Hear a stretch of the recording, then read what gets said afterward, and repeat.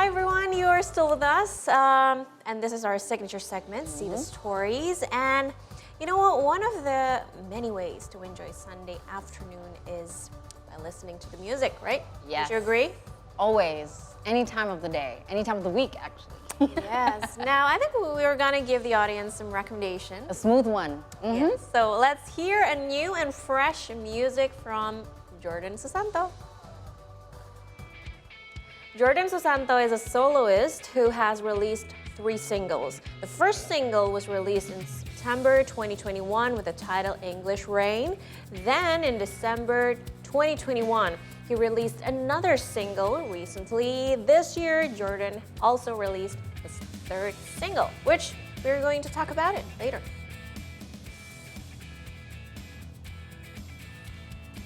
And guess what? We have Jordan Susanto here in our studio. So let's just greet him. Hi, Jordan.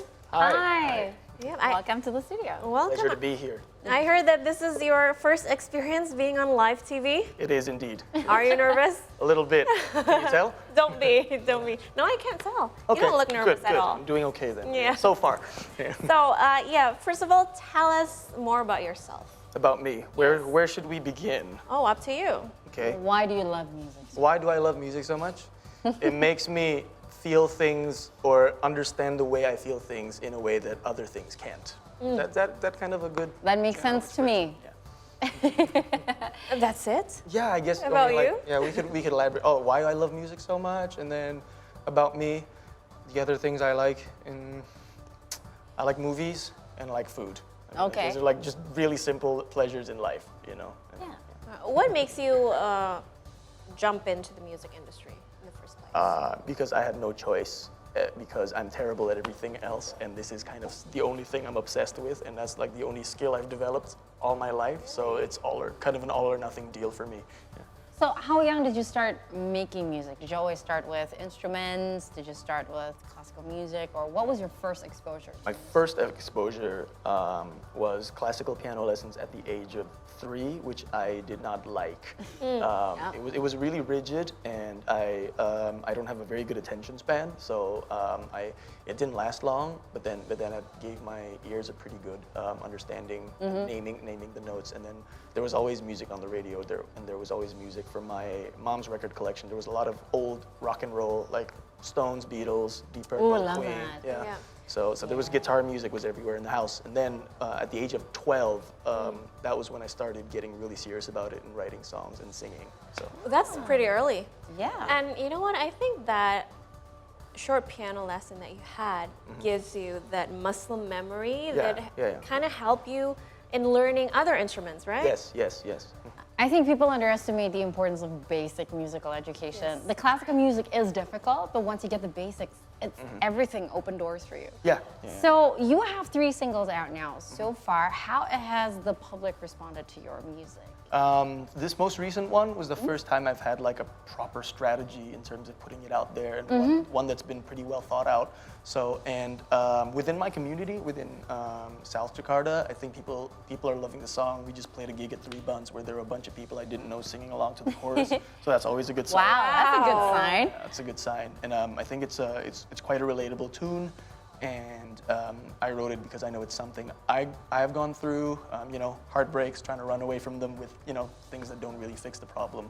My friends have gone through them, so I decided to, sing what speaks to people. Yeah. Now let's talk about genre. Do you classify yourself as a musician with certain genre that you stick to?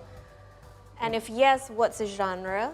Not previously. I liked a large amount of genres, but then through the rock music that I mentioned, that my parents brought me up on, I discovered the roots through Black American music, was where all this rock and roll came from, and then I discovered a lot of gospel, soul, jazz, and rhythm and blues, and then and I like fusing that with pop music, so just have the memorable hooks in there. So then I guess I would call my music personally soul pop, but Soul pop. yeah, I don't like discriminating between genres. I do like discerning between genres, because we get to trace the history of those things, because like to tell, it's fun talking about the differences in the colors, but there's more overlap than there are differences. Sister Act 2, the word eclectic. Eclectic, yeah. That's I love, right. I've always loved eclectic artists. You know, like, Yes.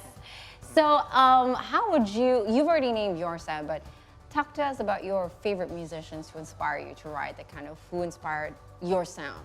just kind of fuse between, like, I love the melodicism and lyricism of Paul McCartney. I love Marvin Gaye and his groove, Stevie Wonder, and yeah, I think that sums up like a top 3. But there's a lot more in there. There's like instrumental jazz records. There's pure funk like James Brown, and there's recent guys like Bruno Mars and Silk Sonic, PJ Morton, and you know, I'm about to play Java Jazz Festival, and a lot of those guys on that lineup are people I look up to, like Corey Wong and Jose James. So yeah, that's about it really. Wow. Yeah. Cool. You write your own songs, right? Yeah. Could you tell us about the process? I mean, do you see it as a wild process, like pure art, or do you see it as something like science? You know, like Yeah, you have yeah, I get your process in it. How do you see it? It always starts off wild for me.